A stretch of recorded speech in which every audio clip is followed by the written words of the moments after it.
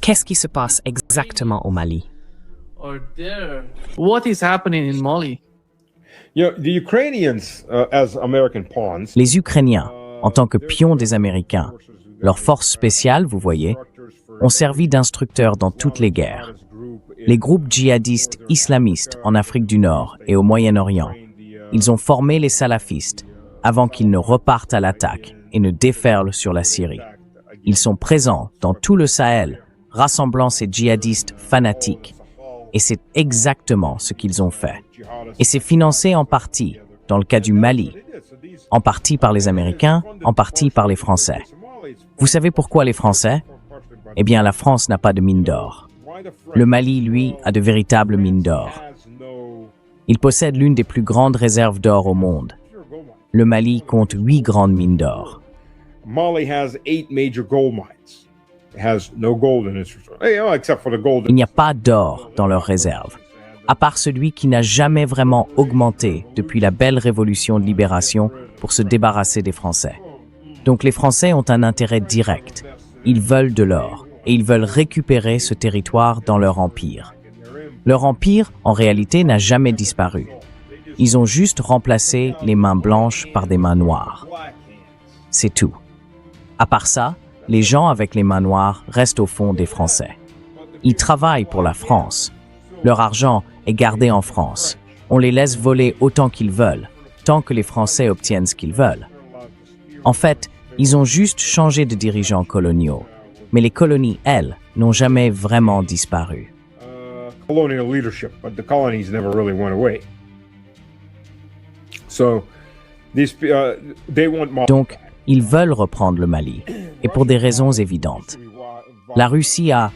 Enfin, c'était Wagner à l'époque. Maintenant, c'est le corps africain russe, depuis que Wagner a été dissous. Et ils travaillent directement avec le gouvernement malien, ainsi qu'avec les autres gouvernements du Sahel, pour former leurs armées et les préparer. Ces combattants, formés et soutenus par les États-Unis et la France, avec des instructeurs ukrainiens. Environ 3 à 4 000 djihadistes, sur des motos et des véhicules légers, foncent sur de nombreuses villes du Mali. Ils tiennent encore quelques quartiers dans la capitale, mais ils en sont peu à peu chassés et anéantis. La ville de... Comment s'appelait cette ville déjà?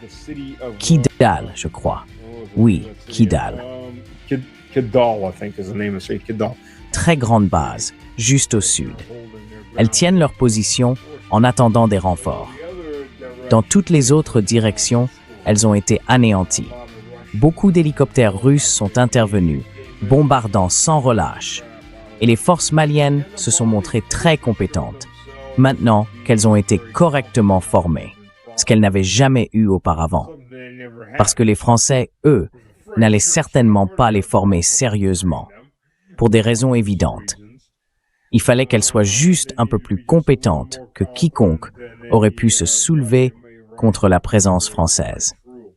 Alors maintenant que les Russes les entraînent, elles se sont très bien comportées au combat. These guys, they've shown themselves well in battle.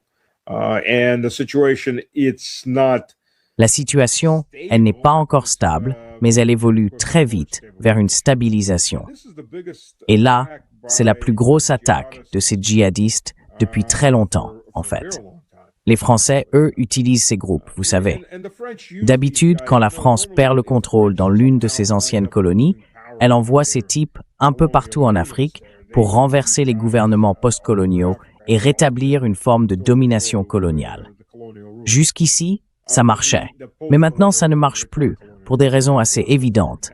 L'armée russe. Voilà, c'est ça, les raisons évidentes. Les entraînements et la présence des troupes russes qui participent directement au combat aux côtés des forces maliennes. Alongside the Mali forces.